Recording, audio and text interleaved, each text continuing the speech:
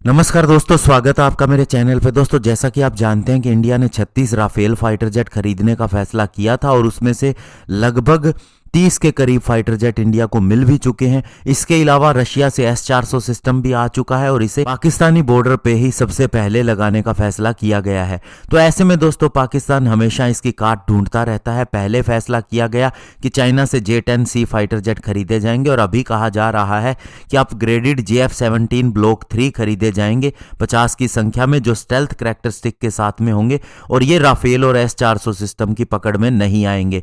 तो ऐसे में दोस्तों, ये केवल एक ब्लंडर किया जा रहा है। आज इसी के ऊपर बात करेंगे। चलिए दोस्तों, शुरू करते हैं।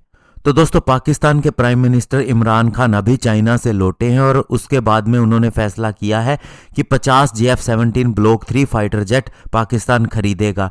और ये दोस्तों बताया जा रहा है कि इंडिया के S-400 एयर डिफेंस सिस्टम को चकमा दे सकता है, क्योंकि इसके अंदर स्टेल्थ करैक्टरिस्टिक है। लेकिन दोस्तों, ये कुछ भी नहीं है, केवल एक झूठा दिलासा दिया जा रहा है पाकिस्तान की जनता को।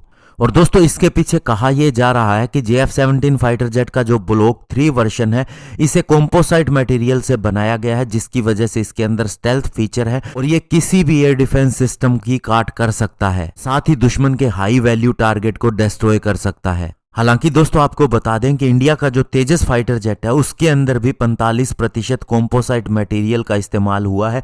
फिर भी इसका मतलब ये नहीं है कि वह S-400 सिस्टम को चकमा दे सकता है।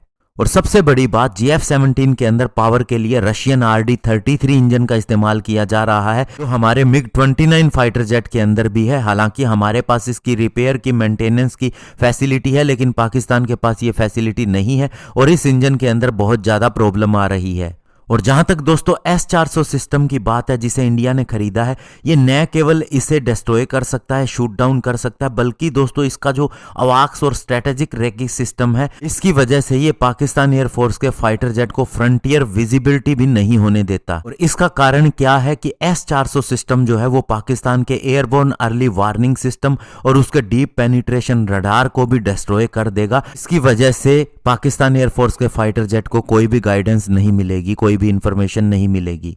तो कहने का मतलब यह है कि JF-17 फाइटर जेट को केवल अपने रडार सिस्टम की मदद से ही लड़ना पड़ेगा और ज्यादा से ज्यादा वह माउंटेन टेरिन जो जम्मू और कश्मीर, लद्दाख के अंदर है, वहां पर थोड़ा बहुत कामयाब होने की उम्मीद कर सकता है। लेकिन वहां पर उसके सामने राफेल फाइटर जेट होगा, जिसका वह कभी भी मुकाबला नहीं कर सकता। इसके अलावा इंडियन एयरफोर्स के पास में मल्टी लेयर डिफेंस नेटवर्क है और S-400 सिस्टम आने के बाद में ये और भी ज़्यादा पावरफुल हो गया है। राफेल की बात करें तो इसका AESA रडार भी बहुत ही पावरफुल है और इसकी मीटियोर मिसाइल, जिसकी रेंज 140 से 160 किलोमीटर है, बियॉन्ड विजुअल रेंज के अंदर भी ये किसी भी फाइटर जेट को डिस्ट्रॉय कर सकती है।